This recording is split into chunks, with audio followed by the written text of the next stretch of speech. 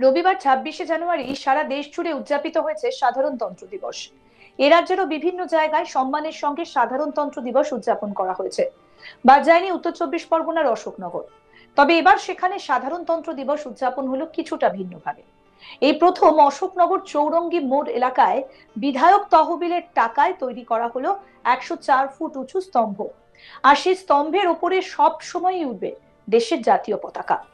সাধারণতন্ত্র দিবসে ওই স্তম্ভের উদ্বোধন করলেন অশোকনগরের বিধায়ক নারায়ণ গোস্বামী।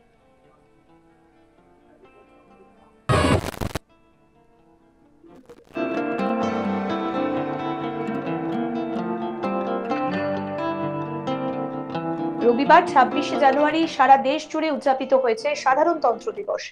এছাড়াও বিভিন্ন জায়গায় সম্মানের সঙ্গে সাধারণতন্ত্র দিবস উদযাপন করা হয়েছে। বাদ যায়নি উত্তর চব্বিশ পরগনার অশোকনগরও। পতাকা উত্তোলনের পর কি বলছেন তৃণমূল বিধায়ক নারায়ণ গোস্বামী, শোনাবো। 4 ফুট উচ্চতা বিশিষ্ট উচ্চ লোহার স্তম্ভে আমরা একটা সুদীর্ঘাকার জাতীয় পতাকা প্রতিস্থাপন করলাম যথাচিত মর্যাদায়।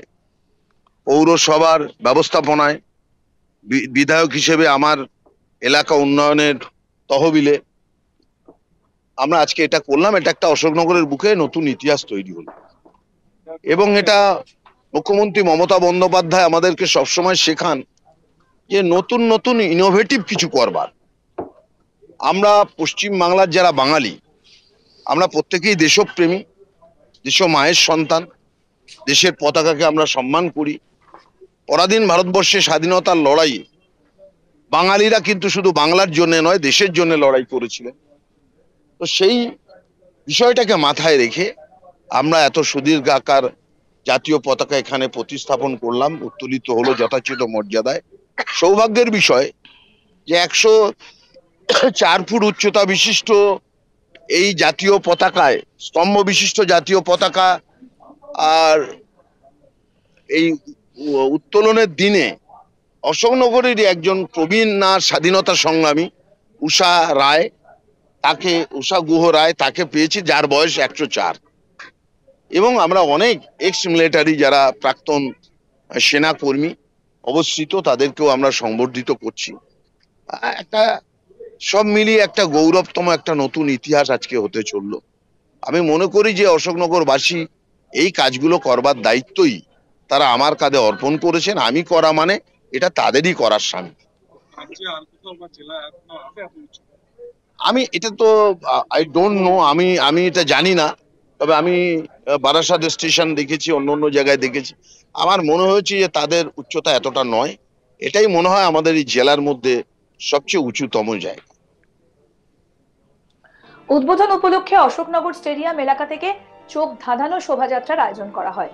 সেই শোভাযাত্রায় পা মেলান সমাজের বিভিন্ন ক্ষেত্রের মানুষ। এছাড়াও অনুষ্ঠানে উপস্থিত ছিলেন অশোকনগরের চেয়ারম্যান প্রবোধ সরকার সহ একাধিক ব্যক্তিত্ব। চেয়ারম্যান বলেন, এই বিষয়ে সমস্ত অর্থই দিয়েছেন বিধায়ক, তারা শুধু কাজটা করেছেন।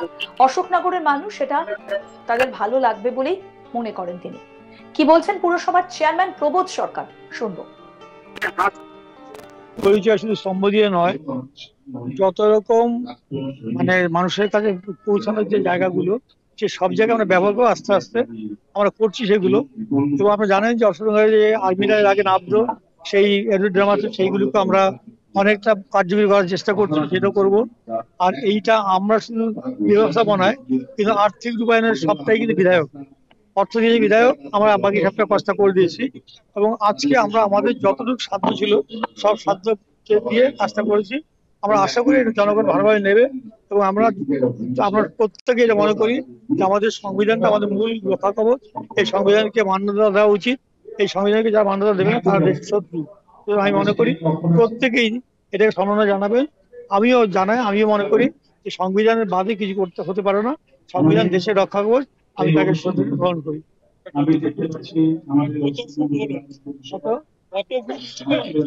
104 ফুট।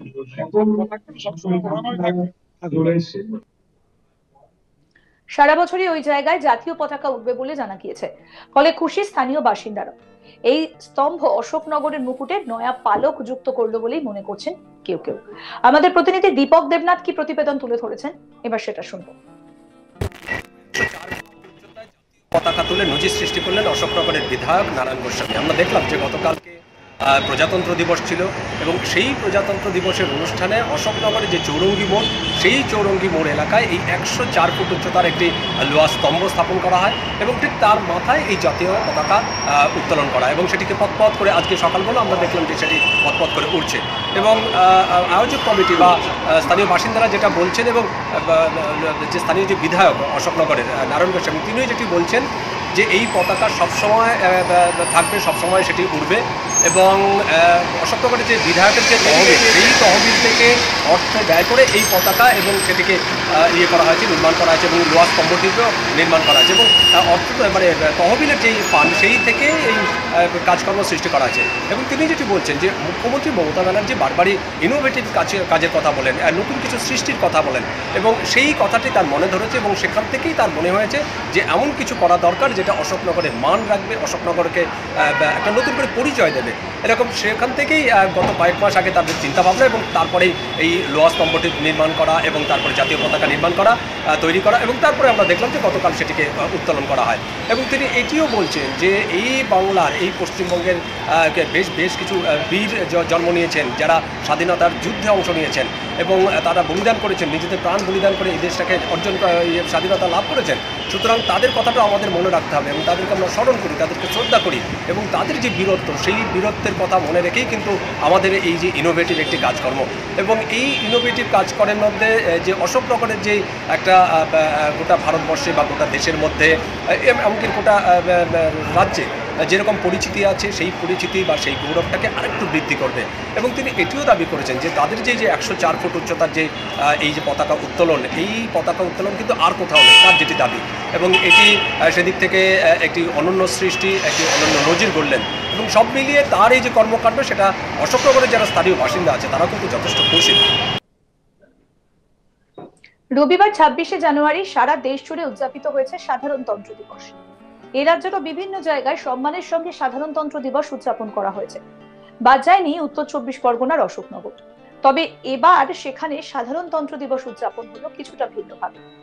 এই প্রথম অশোকনগর চৌরঙ্গি মোড় এলাকায় বিধায়ক তহবিলের টাকায় তৈরি করা হলো 104 ফুট উঁচু স্তম্ভ, আর সেই স্তম্ভের উপরে সবসময় উঠবে দেশের জাতীয় পতাকা। সাধারণতন্ত্র দিবসে ওই স্তম্ভের উদ্বোধন করলেন অশোকনগরের বিধায়ক নারায়ণ গোস্বামী।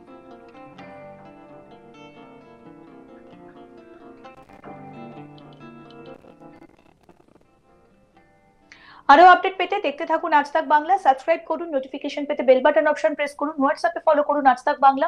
ভিডিওটা লাইক করুন, শেয়ার করুন, কমেন্ট করুন।